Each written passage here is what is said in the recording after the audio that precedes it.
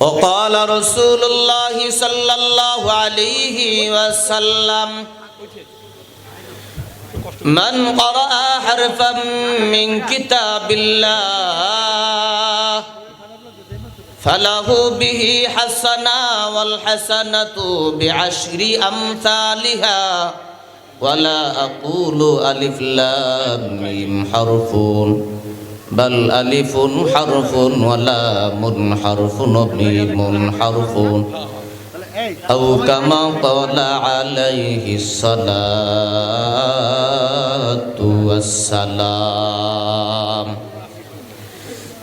سبحانك لا علم لنا إلا ما علمتنا إنك أنت العليم الحكيم صدق الله العظيم وصدق رسوله النبي الكريم ونحن على ذلك من الشاهدين والشاكرين والحمد لله رب العالمين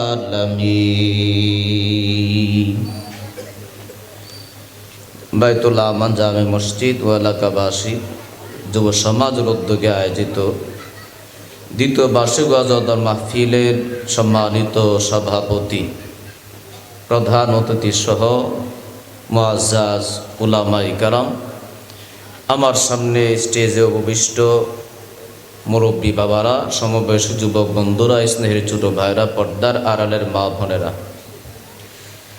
আমি সরাসরি আলোচনায় চলে যাচ্ছি। অনুরোধ করব আর কেউ কথা বলবেন না। যারা আসা যাওয়া করতে যেহেতু রাস্তা যিনি চলে আসেন উনি ভুলই চলে আসেন, আরেকজনে কথা বললে ভুলের ওপর ভুল হয়, জন্য যারা আসা যাওয়া করতেছে অটোমেটিক ছেড়ে দিবেন, ডাক দিয়ে থামানো দরকার নাই, আপনার ডাকটা আরও ডিস্টার্ব বেশি হয়। অনুরোধ করব কেউ কথা বলবেন না। যতটুকু আলোচনা করি এই আলোচনা যেন আমাদের জন্য ফায়দাজনক হয় বলে আমিন। মোহতারাম হাজিরিন, আমি আপনাদের সম্মুখে সবারই পরিচিত সূরা মহাগ্রন্থ আল কোরআনের 2 নম্বর সূরা সূরাতুল বাকারার অংশ বিশেষ তেলাওয়াত করেছি। তিরমিজি শরীফ থেকে একটা হাদিস পাঠ করেছি। যে সূরার অংশ বিশেষ তেলাওয়াত করেছি সূরাটির নাম হলো সূরাতুল বাকারা, অর্থ হলো গাভীর সূরা। তার মানে এই 2.5 পারা ব্যাপী বিশাল এই সূরার মধ্যে শুধু গাভীরই আলোচনা হয়েছে এমন নয়, কোন এক জায়গায় 1 পৃষ্ঠা ব্যাপী গাভীর একটা আলোচনা আছে। এই অংশকে কেন্দ্র করে গোটা সূরার নামকরণ করেছেন সূরাতুল বাকারা। এটাকে বলা হয় তাসমিয়াতুল কুল বি ইসমিল জুজ, অংশ দ্বারা গোটা একটা বস্তুর নামকরণ। এমনটা কিন্তু আমাদের মাঝে প্রচলন আছে। আমাদের মার্কেটগুলোতে যে বইগুলো পাওয়া যায়, যেমন মনে করেন একটা বইয়ের নাম সূর্যের হাসি, তার মানে অর্থ এটা নয় গোটা বইয়ের মধ্যে সূর্যের হাসি লেখা বা এই ঘটনা, এমন না। কোন এক জায়গায় শব্দ আছে বা এই ধরনের একটা ঘটনা আছে, এই অংশকে কেন্দ্র করে গোটা বইয়ের নামকরণ করা হয়েছে। এই সূরাতুল বাকারায় একই অবস্থা, একটা ঘটনা আছে, গাভীর একটা ঘটনা, এটাকে কেন্দ্র করে গোটা 2.5 পারা ব্যাপী সূরার, প্রায় 2.5 পারা ব্যাপী সূরার নামকরণ করা হয়েছে সূরাতুল বাকারা। এই সূরাতুল বাকারা গাভীর ঘটনা সংক্ষেপে আমি বলি। বনি ইসরাইলের যুগে বাতিজা চাচাকে হত্যা করছে। হত্যা করার পরে সকালবেলা বাতিজাই এই চাচার হত্যার বিচারের দাবিদার, হত্যাকারী বিচারের দাবিদার, আমার চাচাকে হত্যা করলো কে? আমাদের এই দেশে এমন ঘটনা আছে না নাই? আছে। হত্যাকারী বিচার চায়। আমাদের এই দেশে এমন ঘটনা আসছে, এমন ঘটনা আমরা দেখেছি, পত্র পত্রিকায় এসেছি। হত্যাকারী সে নিজেই মাইক নিয়ে মাইকিং করতেছে যে নিখুঁত সংবাদ পাওয়া যাচ্ছে না, অথচ সেই হত্যাকারী আমাদের দেশে আছে না নাই? আছে। এটা নতুন না, বনি ইসরায়েলের যুগে এমন একটা ঘটনা ঘটছে। বাতিজাই বিচারের দাবিদার। তৎকালীন পয়গম্বর নবী ছিলেন মুসা আলাইহিস সালাতু ওয়াস সালাম। লোকদেরকে নিয়ে ওই নবীর কাছে হাজির। ওগো আল্লাহর নবী, আল্লাহর কাছে দোয়া করেন, আল্লাহ তাআলা যেন আমার চাচার হত্যাকারীকে এটা শনাক্ত করে দেয়। আল্লাহ তাআলা হুকুম করলেন, তাদেরকে বলেন একটা গরু জবাই করার জন্য। গরু জবাই করে তার অংশ দ্বারা মৃত ব্যক্তিকে আঘাত করলে এই মৃত ব্যক্তি জীবিত হয়ে বলে দিবে তাকে কে হত্যা করছে। লম্বা ঘটনা, রাজি হচ্ছিল না, সর্বশেষ রাজি হলো, গরু জবাই করলো। গরুর অংশ দ্বারা মৃত ব্যক্তিকে আঘাত করার পরে চাচা বলতেছে, আমাকে তো আমার ভাতিজাই হত্যা করছে। সুবহানাল্লাহ।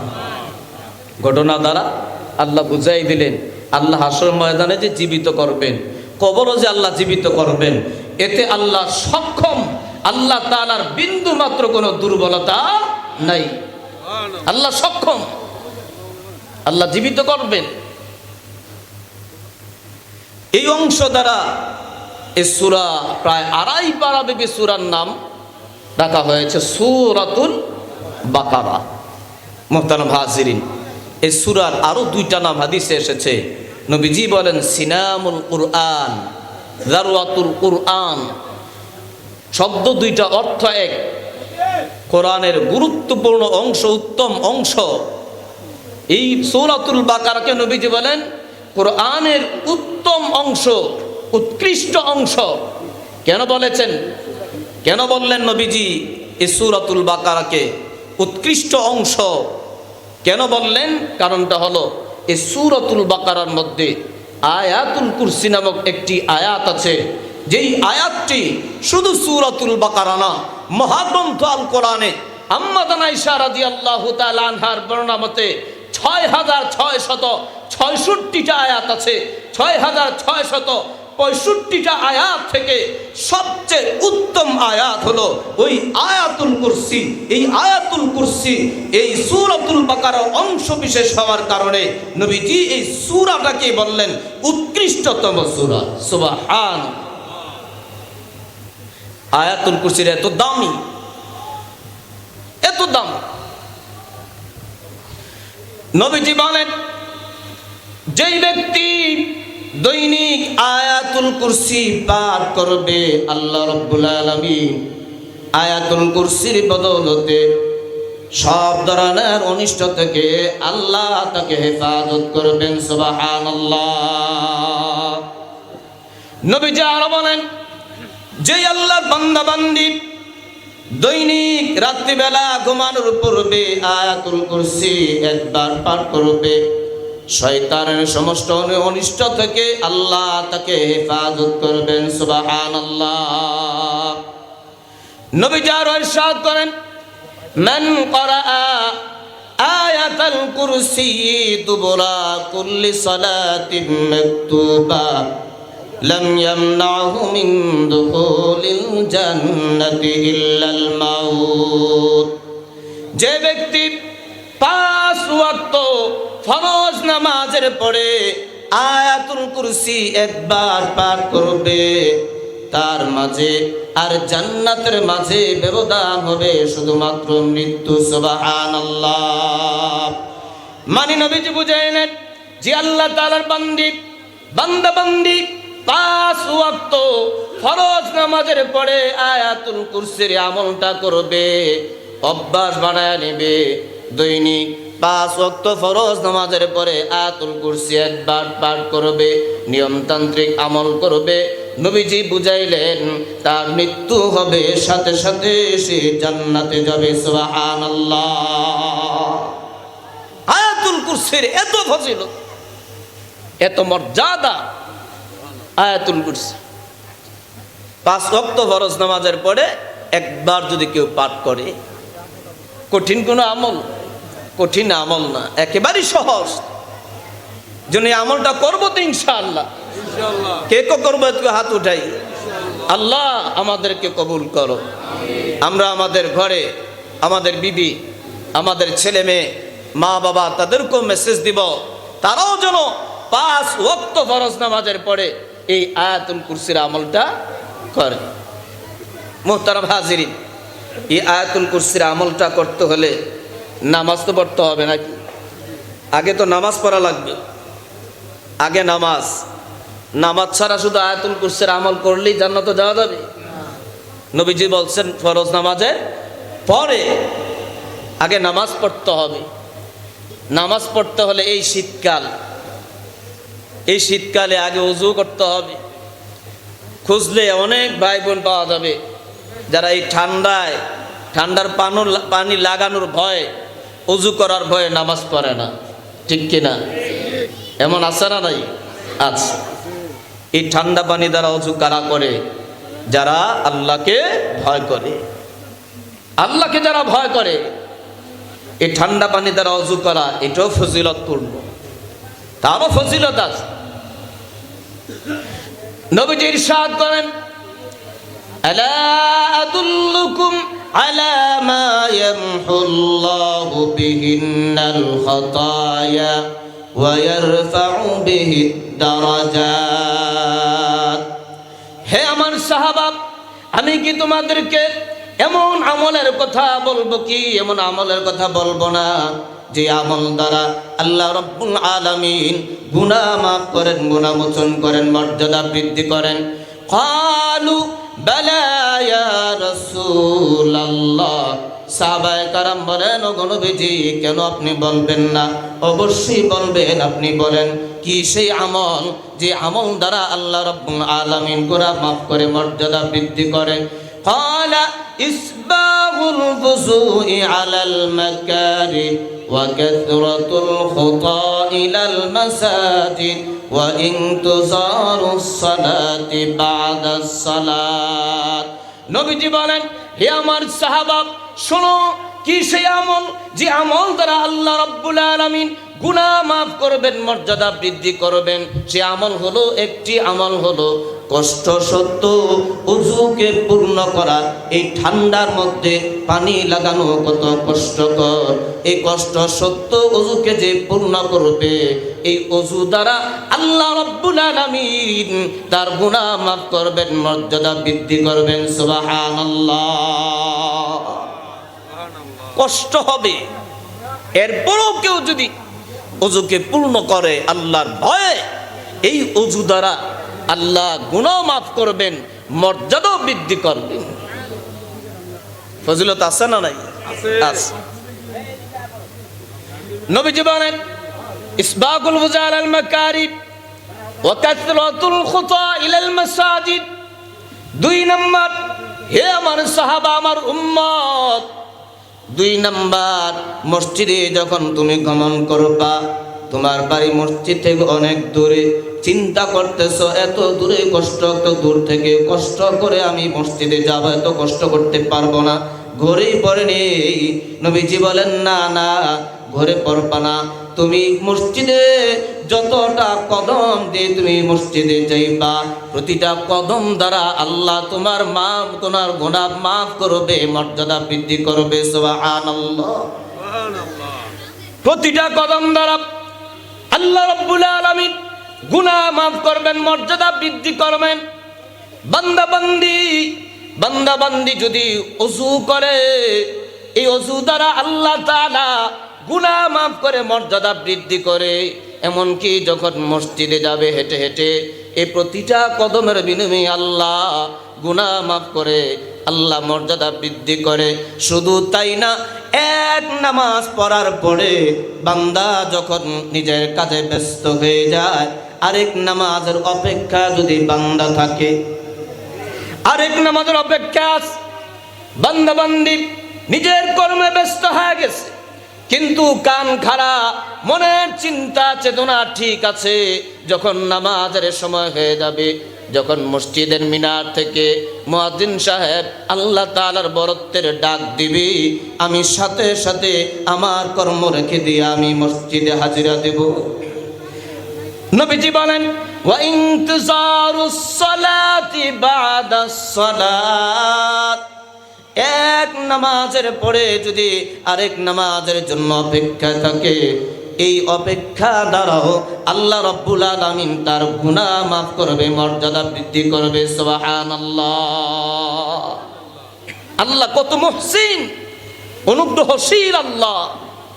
ওযু করার দ্বারাও গুনাহ মাফ করে, হেঁটে গেলেও গুনাহ মাফ করে, শুধু তাই না, অপেক্ষা থাকলে গুনাহ মাফ করে। শুধু তাই না, নামাজ পড়লে নামাজ দ্বারাও আল্লাহ গুনাহ মাফ করে, নামাজের মাধ্যমে গুনাহ মাফ করে।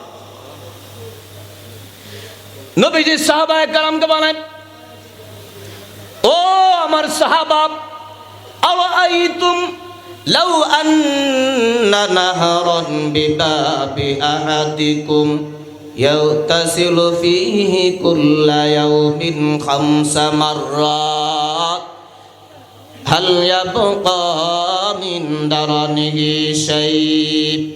হে আমার সাহাবা বলো, কারো করেন দরজার সামনে যদি একটা নহর থাকে, পানির নহর থাকে, এই নহরের মধ্যে ওই আল্লাহর বান্দা বান্দি যদি দৈনিক 5 বার যদি গোসল করে, একটা ব্যক্তি তার ঘরের দরজার সামনে নহরে যদি দৈনিক 5 বার গোসল করে, নবীজি বলেন, হে আমার সাহাবা তোমরা বলো তার শরীরে কি কোনো ময়লা থাকতে পারে? সাহাবায়ে কেরাম বলেন, লা ইয়াবকা মিন দারানিহি শাই। ওগো আল্লাহর নবী, না না না না, কল্পনা করা যায় না তার শরীরে বিন্দু মাত্র কোনো ময়লা থাকবে না। নবীজি বলেন, ও আমার সাহাবা শুনো রে, ফাযালিকা মাসালু সালাওয়াতিল খামস ইয়ামহুল্লাহু বিহিন্নাল খাতায়া ওয়া ইয়ারফাউ বিহিদ দারাজাত। হে আমার সাহাবা, 5 ওয়াক্ত, এটা 5 ওয়াক্ত নামাজের উদাহরণ। আমার কোন উম্মত যদি আল্লাহ তাআলার কোন বান্দা বান্দি যদি 5 ওয়াক্ত নামাজ আদায় করে, তাহলে 5 ওয়াক্ত নামাজের বদৌলতে তার আমল নামা থেকে গুনাহগুলো আল্লাহ মোচন করে দিবেন। সুবহানাল্লাহ। তার আমল নামও গুনাহ থাকতে পারে না 5 ওয়াক্ত নামাজ যদি আদায় করে। এই ফজিলত দেখলে তো বোঝা যায় যে আল্লাহ কোন বান্দা বান্দিকে জাহান্নামে দিতে চান না। এই ফজিলতের এত মুখ্যম সুযোগ থাকার পরও যদি কেউ জাহান্নামে যায়, এটা আসলে কপাল পোড়া। ওযু করলে সওয়াব, গুনাহ মাফ করে আল্লাহ মর্যাদা বাড়ায়। হেঁটে মসজিদে আসলে আল্লাহ গুনাহ মাফ করে মর্যাদা বৃদ্ধি করে। নামাজের অপেক্ষায় থাকলে আল্লাহ গুনাহ মাফ করে মর্যাদা বৃদ্ধি করে। আর নামাজ পড়লে আল্লাহ গুনাহ মাফ করে মর্যাদা বৃদ্ধি করে। এত ফজিলত থাকার পরও কেউ যদি জাহান্নামে যায়, আসলে কপাল খারাপ, কপাল খারাপ। মুহতারাম হাজিরিন, আমি বলছিলাম 5 ওয়াক্ত ফরজ নামাজের পরে আয়াতুল কুরসির আমলের কথা। আগে নামাজ, তারপরে আয়াতুল কুরসির আমল, তারপরে আয়াতুল কুরসির আমল। সূরাতুল বাকারা, তার 3টা নাম পাইলাম। সূরাতুল বাকারা, সিনামুল কুরআন, দারওয়াতুল কুরআন। এই সূরাটি মাদানিয়া।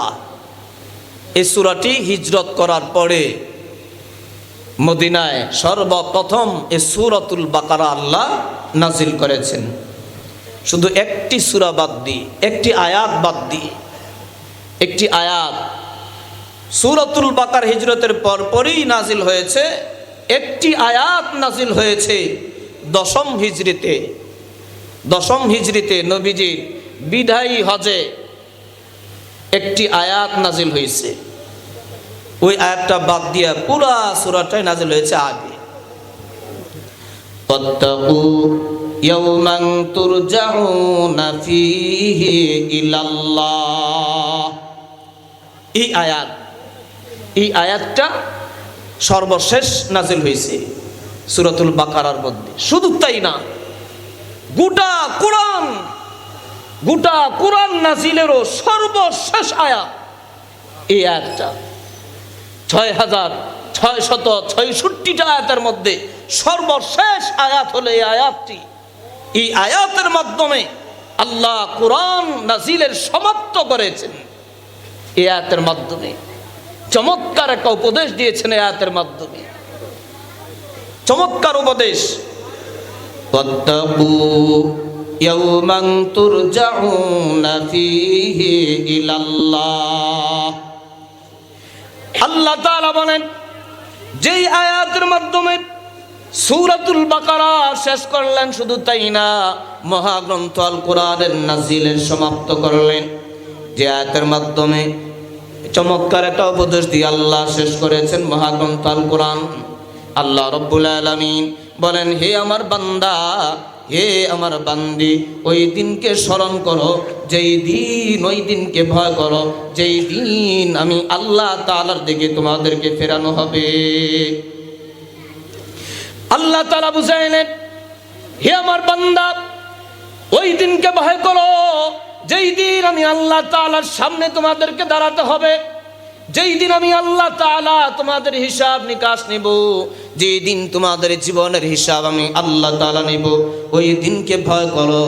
মানে ওই দিন আমি আল্লাহ পরিপূর্ণ হিসাব নিকাশ তোমার জীবনের নিব। যদি ওই দিনকে ভয় করতে পারো রে বান্দা, তাহলে এই দুনিয়ার মধ্যে তুমি 2 নাম্বারই করতে পারো না। আল্লাহ তাআলা চমৎকার উপদেশ দিয়া কোরআন নাজিলের সমাপ্ত করলেন। চমৎকার উপদেশ। আল্লাহ তাআলা উপদেশ দিলেন, বান্দা বান্দি, ওই দিনকে ভয় করো, পরকালকে ভয় করো, যেই দিন আমি আল্লাহ তাআলার সামনে তোমরা দাঁড়াইবা, ওই দিনকে তোমরা ভয় করো। আল্লাহ তাআলা ভয়ের কথা বললেন। বাস্তবিক ভয় যদি, আল্লাহ তাআলার ভয় যদি কারো ভিতরে আসে, দুনিয়ার কোনো আইন প্রয়োজন নাই। কেউ যদি বাস্তবে আল্লাহ তাআলার ভয় লালন করে, আল্লাহ রাব্বুল আলামিন আমাকে দেখছেন, আমি কোনো অপরাধ করি কিনা আল্লাহ তাআলা দেখছেন, কোনো বাজে চিন্তা করি কিনা আল্লাহ তাআলা জানেন। বাস্তবে কেউ যদি আল্লাহ তাআলাকে ভয় করে, দুনিয়ার আইন তার জন্য কোনো প্রয়োজন নাই। দুনিয়ার আইন প্রয়োজন নাই। আইন ছাড়ে সে ভালো ভালো হয়ে যাবে, আইন ছাড়ে ভালো হয়ে যাবে। আল্লাহর ভয়, আল্লাহর ভয়, আল্লাহর আযাবের ভয়, আল্লাহর আযাবের ভয়, আল্লাহর ভয় একজন মানুষকে প্রকৃত মানুষ করতে পারে, একজন মানুষকে প্রকৃত মানুষ বানাতে পারে আল্লাহর ভয়। দুনিয়ার কোনো আইন মানুষকে প্রকৃত মানুষ বানাতে পারবে না যতক্ষণ পর্যন্ত তার ভিতরে আল্লাহর ভয় না আসবে। প্রত্যেকটা রাষ্ট্রের মধ্যে রাষ্ট্র পরিচালনা করার জন্যে, দেশের নিয়ম শৃঙ্খলা বজায় রাখার জন্যে সরকার আইন করে কি করে না, করে। অপরাধ যেন কম হয়, বিচারের ব্যবস্থা রাখে, বাস্তবায়ন রাখে। যেই দেশে বিচারের ব্যবস্থা আছে, বাস্তবায়নের গ্যারান্টি আছে, ওই দেশে জনগণ বিচারের ভয়ে অপরাধ কম করে। আর যেই দেশে বিচার নাই বা বাস্তবায়নের গ্যারান্টি নাই, ওই দেশে কিন্তু অপরাধ বেশি করে। আল্লাহ তাআলাও কিছু ভয়ের ব্যবস্থা রেখেছেন, জাহান্নামের ব্যবস্থা রেখেছেন। কেন? বান্দা বান্দি জাহান্নামের ভয় হলেও যেন আল্লাহ তাআলার বিধিবিধানগুলো পালন করে। জাহান্নামের ভয় হলো আল্লাহর বিধিবিধানগুলো যেন পালন করে। দুনিয়ার প্রশাসনের সাথে আল্লাহর প্রশাসন সব দিক দিয়ে সমানভাবে মেলে না, সম্ভব না। দুনিয়ার প্রশাসনকে ফাঁকি দিয়ে অপরাধ করা সম্ভব, কিন্তু আল্লাহর প্রশাসনকে ফাঁকি দেয়া সম্ভব নয়। আল্লাহ সব কিছু দেখেন, সব আল্লাহ জানেন। আল্লাহ তাআলা বলেন, ওয়ামা তাসকুতু মিন ওয়ারাকাতিন ইল্লা ইয়ালামুহা ওয়ালা হাববাতিন ফি যুলুমাতিল আরদি ওয়ালা রাতবিন ওয়ালা ইয়াবিসিন ইল্লা ফি কিতাবিম মুবিন। আল্লাহ তাআলা বলেন, পৃথিবীতে যে কোনো প্রান্তে, এমনকি জঙ্গলে পাহাড়ে যদি কোনো গাছ থেকে যদি একটা পাতা জমিনে পড়ে, দুনিয়ার কোনো মানুষ যদি নাও জানে, দুনিয়ার কোনো মাখলুক জানে না, কিন্তু আমি আল্লাহ তাআলা কিন্তু জানি কখন, কোন জায়গায়, কোন পাহাড়ে, কোন জঙ্গলে, কোন গাছ থেকে একটা পাতা ঝরে পড়লো, আমি আল্লাহ রব্বুল আলামিন জানি। শুধু তাই না, ভূগর্ভে একটা শস্য বীজ, এটা শুকনো না তাজা, কতটুকুটা গজালো তার খবরও কিন্তু আমি আল্লাহ তাআলার কাছে আছে। আল্লাহ তাআলা বলেন, ঘটনা ঘটার পর আমি আল্লাহ জানি। শুধু তাই না, বরং আমি আল্লাহ ঘটনা ঘটার পূর্ব থেকে আমি আল্লাহ জানি। আমি আল্লাহ রাব্বুল আলামিন লাউহে মাহফুজে লিপিবদ্ধ করে রেখেছি। আল্লাহ সব জানেন, আল্লাহকে ফাঁকি দেওয়ার কোনো সুযোগ নাই। দুনিয়ার প্রশাসনের সাথে আল্লাহ তাআলার প্রশাসন কোনোভাবে মিলে না। দুনিয়ার প্রশাসনের হাতে অপরাধী যদি ধরা খেয়ে যায়, তাকে ছাড়িয়ে আনার জন্য, তদবির করার জন্য বহু লোক দাঁড়িয়ে যায়।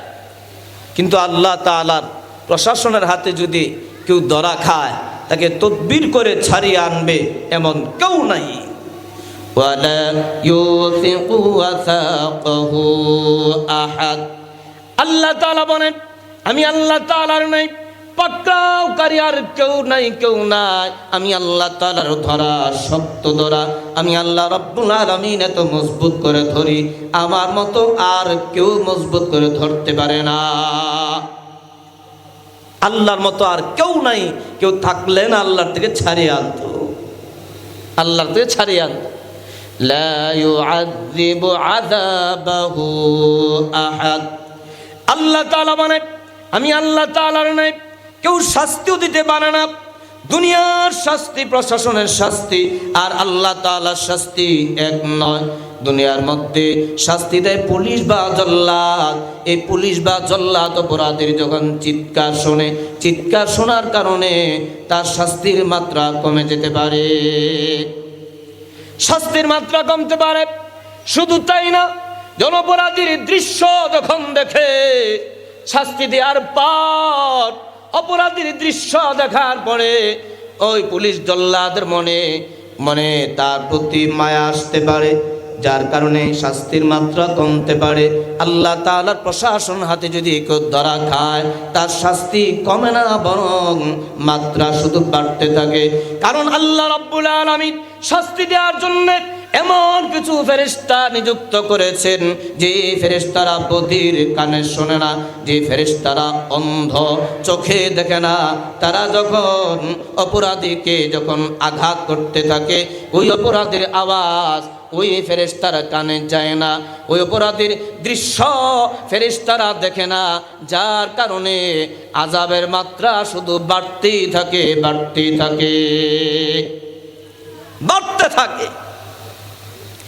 জিদনাহুম আযাবান ফাওকাল আযাবি বিমা কানু ইউফসিদুন। আল্লাহ রাব্বুল আলামিন বলেন, আমি আল্লাহ রাব্বুল আলামিন আযাবের আযাব শুধু বাড়াইতে থাকি। আমি আল্লাহ তাআলা বৃদ্ধি করতেই থাকেন, শুধু আযাব বাড়াইতে থাকেন। জাহান্নামের আযাব দুনিয়ার প্রশাসনের সাথে মিলে না। জাহান্নামের আগুনও যেমন তোমার আগুন নয়। হাদিসে এসেছে, নবীজি বলেন, জিবরাইল আলাইহিস সালাতু ওয়াস সালাম এমন এক সময় আমার কাছে এসেছেন, যেই সময়ে সাধারণত জিবরাইল আলাইহিস সালাতু ওয়াস সালাম আসেন না। জিবরাইল আলাইহিস সালাতু ওয়াস সালামের চেহারাটা মলিন। জিজ্ঞাসা করলাম, হে জিবরাইল, তোমার চেহারা মলিন কেন? জিবরাইল বলেন, ইয়া রাসূলুল্লাহ, হাবিবাল্লাহ, এমন এক সময় আপনার কাছে এসেছি, যেই সময়ে আল্লাহ রাব্বুল আলামিন জাহান্নামের আগুনকে তার শিখা বিচ্ছুরণের জন্য ফুঁকার নির্দেশ দিয়েছেন। আল্লাহ তাআলার নবী জিবরাইলকে বলেন, হে জিবরাইল, জাহান্নামের আগুনের বিবরণ দাও। জিবরাইল বলেন, ইয়া রাসূলুল্লাহ, হাবিবাল্লাহ, জাহান্নামের আগুন এত তেজস্বী আগুন, এই আগুনকে আল্লাহ রাব্বুল আলামিন একদিন নয়, 2 দিন নয়, 1 সপ্তাহ নয়, 2 সপ্তাহ নয়, 1 মাস নয়, 2 মাস নয়, 1 বৎসর নয়, 2 বৎসর নয়, ক্রমাগত 3000 বছর পর্যন্ত প্রজ্বলিত করেছে। আল্লাহ রাব্বুল আলামিন প্রথমত 1000 বছর পর্যন্ত জাহান্নামের আগুনকে জ্বালানোর কারণে জাহান্নামের আগুন পুরাপুরি লাল হয়ে গেছে। দ্বিতীয় পর্যায়ে আবার 1000 বছর পর্যন্ত জ্বালানোর কারণে জাহান্নামের আগুন পুরাপুরি সাদা হয়ে গেছে। তৃতীয় পর্যায়ে আবার 1000 বছর পর্যন্ত জ্বালানোর কারণে জাহান্নামের আগুন রাতের গভীর অন্ধকারে কালো হয়ে গেছে। জিবরাইল বলেন, ইয়া রাসূলুল্লাহ, হাবিবাল্লাহ, জাহান্নামের আগুন, বিন্দুমাত্র আগুন, বিন্দু পরিমাণ আগুন যদি দুনিয়াতে যদি নিক্ষেপ করা হয়, এই আগুনের কারণে সারা পৃথিবীর মানুষ মারা যাবে, সারা পৃথিবী জ্বলে ছাই হয়ে যাবে। ইয়া রাসূলুল্লাহ, হাবিবাল্লাহ, জাহান্নামীদেরকে যেই পোশাক পরিধান করানো হবে, যেই এত দুর্গন্ধময় পোশাক, এই পোশাকটা যদি আকাশের নিচে জমিনের উপরে যদি ঝুলে দেওয়া হয়, পোশাকের দুর্গন্ধের কারণে পৃথিবীর সমস্ত মানুষ মারা যাবে। জাহান্নামের এত ভয়াবহ অবস্থা হবে, এত ভয়াবহ অবস্থা। জাহান্নামীদেরকে শিকল দিয়ে বন্দী করা হবে। কোরআনে আছে। জিবরাইল বলেন, ওগো নবীজি, কোরআনে যে আল্লাহ তাআলা বলেছেন জাহান্নামীদেরকে শিকল দ্বারা বন্দী করা হবে, এই শিকলটা কেমন জানেন? 1 হাত সমুদ্র পরিমাণ শিকল যদি দুনিয়ার কোনো পাহাড়ের উপর রেখে দেওয়া হয়, সপ্তম জমিন পর্যন্ত গলে যাবে। এমন শিকল জাহান্নামীদেরকে এমন আযাব দেওয়া হবে। হিসাব নিকাশের পূর্বে কবরেই তো আল্লাহ তাআলা অনেক আযাব দিবেন। কবরের মধ্যে কবরই অনেক শাস্তি দিবেন। আলমে বরজখের যে কিছু শাস্তি, নবীজি যখন মেরাজে গিয়েছেন, বাইতুল্লাহ থেকে বাইতুল মুকাদ্দাসের যে সফর, এই সফরটাকে পরিভাষায় ইসরা বলে। এই সফরেই কবরের কিছু আযাব, কিছু শাস্তির আল্লাহ তাআলা নবীজিকে দেখিয়েছেন, কিছু শাস্তি দেখিয়েছেন।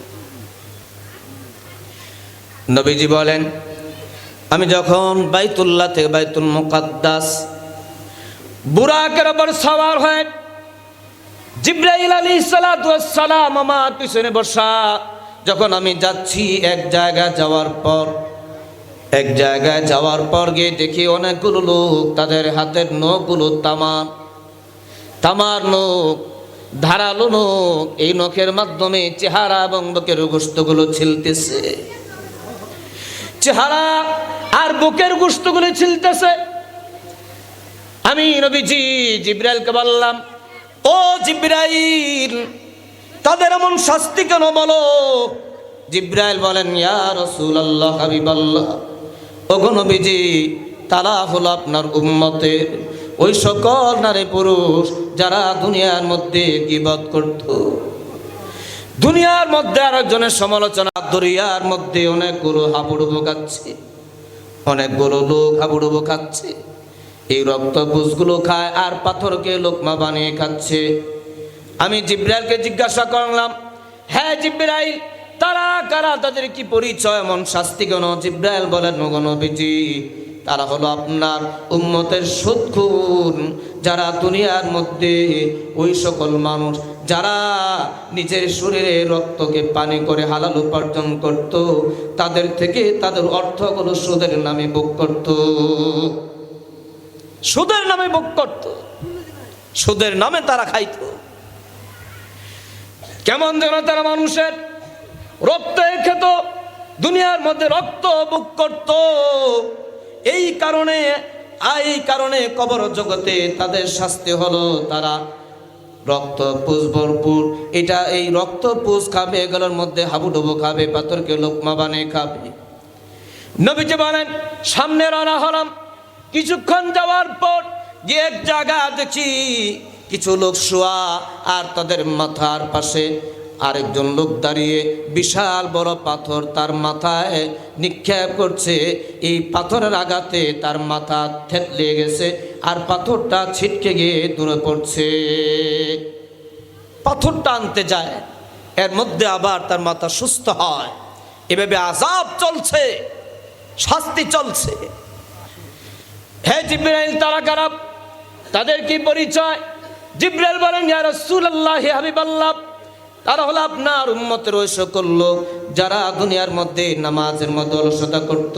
আল্লাহ রাব্বুল আলামিন তাদেরকে জ্ঞানী করে দুনিয়ার মধ্যে পাঠাইছেন, কিন্তু তারা তাদের মেধা, এই জ্ঞানের মূল্য দেয় নাই। আল্লাহ তাআলার বিধিবিধান পালন করে নাই। বিশেষ করে নামাজে তারা অলসতা করতে বিদায় তাদের এমন শাস্তি দেয়া হচ্ছে। এমন কবরের অনেক আযাব আছে, শাস্তি আছে। মুহতারাম হাজিরিন, কারো ভিতরে যদি আল্লাহর ভয় আসে, আল্লাহর ভয় যদি আসে, তাহলে দুনিয়ার আইন তাকে সুস্থ করার জন্য, প্রকৃত মানুষ করার জন্য দুনিয়ার আইন প্রয়োজন নাই। দুনিয়ার আইন প্রয়োজন নাই। আল্লাহর ভয় তাকে সুস্থ এবং প্রকৃত মানুষ বানাবে। আল্লাহর ভয় প্রকৃত মানুষ বানাবে। এই সূরাতুল বাকারাতে আয়াত সংখ্যা হলো 286টি আয়াত। হযরত চলে আসছে, আমি শেষ করে দিচ্ছি। 286টি আয়াত। তার মধ্যে প্রথম আয়াত হলো আলিফ লাম মিম। আলিফ লাম মিম তার অর্থ কি? আল্লাহু আ'লামু ওয়া রাসূলু আল্লাহু আ'লাম বিমুরাদিহি বিযালিক। অর্থ একমাত্র আল্লাহ জানেন, তার অর্থ পৃথিবীতে কেউ জানেন না। হয়তোবা নবীজিকে আল্লাহ জানিয়েছেন, কিন্তু নবীজি উম্মতকে জানানোর প্রয়োজন মনে করেন নাই। তাহলে কেন আল্লাহ এই আয়াতগুলো দিলেন? এমন বহু আয়াত আছে, আলিফ লাম মিম সাদ, কোথাও আলিফ লাম র, কোথাও আছে ইয়াসিন নুন কফ। এই এগুলোকে বলা হুরুফে মুকাত্তাআত, কাটা কাটা হরফ। এগুলোর অর্থ একমাত্র আল্লাহ জানেন। আল্লাহ কেন দিলেন? আল্লাহ দুইটা কারণে দিয়েছেন। এক নম্বর, বান্দাবান্দি অর্থ না যেন তার উপর ঈমান রাখে, যাহা এটা আল্লাহর কালাম। দুই নম্বর, যেন এটা তিলাওয়াত করে সওয়াবের ভাগীদার হয়, অংশীদার হয়। এই জন্য আল্লাহ এগুলো দিয়েছেন। এই জন্য আল্লাহ দিয়েছেন। তার অর্থ জানি না, তিলাওয়াত করলে সওয়াব দিবেন কে? আল্লাহ। অর্থ না জেনেও তিলাওয়াত করলে সওয়াব দেন কে? আল্লাহ। অনেকে আছে বলে অর্থ না জেনে তিলাওয়াত করলে সওয়াব হয় না। তাদের কথা সঠিক নয়। এই ধরনের কথাগুলো কোরআন থেকে বিমুখ করার পায় তারা। কোরআন থেকে বিমুখ করার পায় তারা। আল্লাহর কালাম, এটা আল্লাহর কালাম, আর আল্লাহর কথাটা আমি উচ্চারণ করব, এটাতেই তো সওয়াব হওয়া চাই। শুধু তাই না, তিরমিজি শরীফের হাদিস, নবীজি নিজেও বলেছেন, মান ক্বারাআ হারফাম মিন কিতাবিল্লাহ ফালাহু বিহি হাসানা ওয়াল হাসানাতু বিআশরি আমসালিহা। যে ব্যক্তি কোরআনের একটা হরফ পাঠ করবে, আল্লাহ এক হরফের বদৌলতে 10টা নেকি দান করেন। নবীজি স্পষ্ট করে বলেছেন, ওয়ালা আকুলু আলিফ লাম মিম হারফুন বাল আলিফুন হারফুন ওয়া লামুন হারফুন ওয়া মিমুন হারফুন। নবীজি বলেছেন, আমি এটা বলি না আলিফ লাম মিম এই তিনটা মিলে একটা হরফ, আমি এটা বলি না, বরং আলিফ একটা হরফ, লাম একটা হরফ, মিম একটা হরফ। তার মানে কেউ যদি আলিফ লাম মিম উচ্চারণ করে, তেলাওয়াত করে, আল্লাহ তার আমল নামায় 30টা নেকি দান করবেন। সুবহানাল্লাহ। নবীজি স্পষ্টভাবে এটা দিয়ে উদাহরণ দিয়েছেন, অথচ তার অর্থ পৃথিবীতে কেউ জানে না। নবীজি বলছেন এটা তেলাওয়াত করলে সওয়াব হবে। তাহলে যে অর্থ না জেনেও তেলাওয়াত করবে, সওয়াব দিবেন কে? আল্লাহ। আল্লাহ তাআলা আমাদের সবাইকে কোরআনের সাথে সম্পর্ক রাখার তৌফিক দান করেন। ওয়া আখিরু দাওয়ানা আনিল হামদুলিল্লাহি রাব্বিল আলামিন। আসসালামু আলাইকুম ওয়া রাহমাতুল্লাহি ওয়া বারাকাতুহু।